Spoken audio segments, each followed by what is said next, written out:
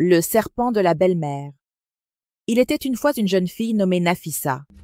Belle comme le lever du soleil, douce comme le miel de karité, elle vivait avec sa mère veuve à l'entrée du village de Kunakan. Les gens venaient de loin pour admirer sa grâce. Les femmes murmuraient qu'elle était protégée par les djinns de la rivière, ceux qui rendent les cheveux brillants et la voix douce comme la flûte du soir. Un jour, un jeune homme du nom de Sédou arriva de Djamana, un village voisin. Il vit Nafissa et en tomba amoureux. Il retourna chez lui, vendit 2 bœufs et offrit la dot complète. Tissu, cola, un mouton blanc et une jarre de beurre fondu. Le mariage fut célébré avec tambour et danse. Mais dans l'ombre, une vieille femme plissait les yeux. Mariam, la mère de Sédou, n'aimait pas Nafissa. Elle avait déjà choisi une autre fille, sa nièce, pour son fils. Une fille docile qu'elle pouvait contrôler. Mais Nafissa, elle avait de la lumière dans les yeux, une voix assurée, et surtout, elle n'avait pas peur d'une vieille comme Mariam. Le cœur de Mariam devint noir. Elle disait « Je n'ai pas porté Sédou 9 lunes pour qu'une étrangère me l'arrache avec ses beaux yeux et ses sourires. » Alors elle fit ce que les femmes de sa lignée faisaient depuis des générations. Elle alla voir la vieille du marigot. La vieille vivait dans une case en terre rouge, entourée de calebasses suspendues aux arbres. Mariam s'agenouilla devant elle, les yeux baissés. « Je veux que cette fille tombe, » murmura-t-elle. « Alors il te faut l'enfermer, » répondit la vieille. « Prends un œuf de caméléon, une plume de chouette et 3 poils de serpent. Ensuite, enterre-les sous le manguier derrière sa case. Chaque nuit, arrose le sol avec de l'eau salée.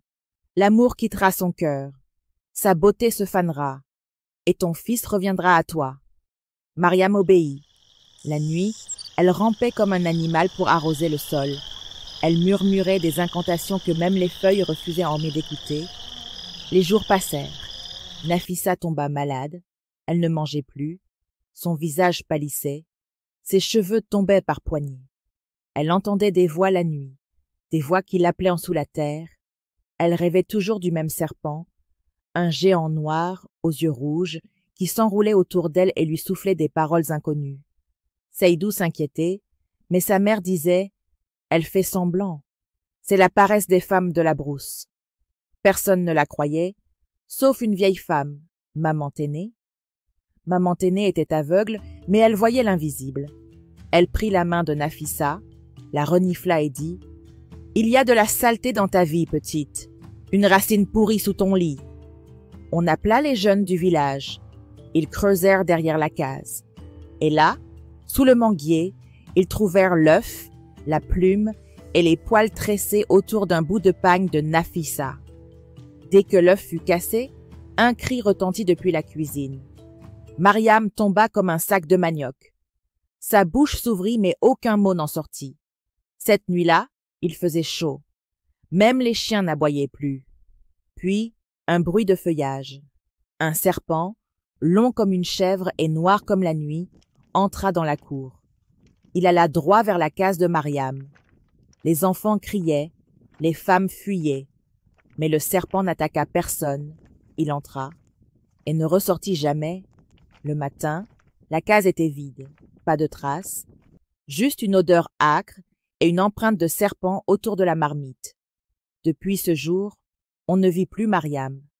Certains disent qu'elle est devenue serpent, condamnée à ramper autour du village, cherchant un nouveau corps. D'autres disent donc qu'elle fut emportée par les esprits du marigot, ceux qu'on ne dérange pas sans prix. Quant à Nafissa, elle guérit. Elle eut 3 enfants, dont 2 filles qu'elle nomma Dignité et Vérité. Et maman, Téné, elle rit encore, sous son arbre, disant « La méchanceté a des jambes courtes, mais la vérité, elle, vole avec les aigles. »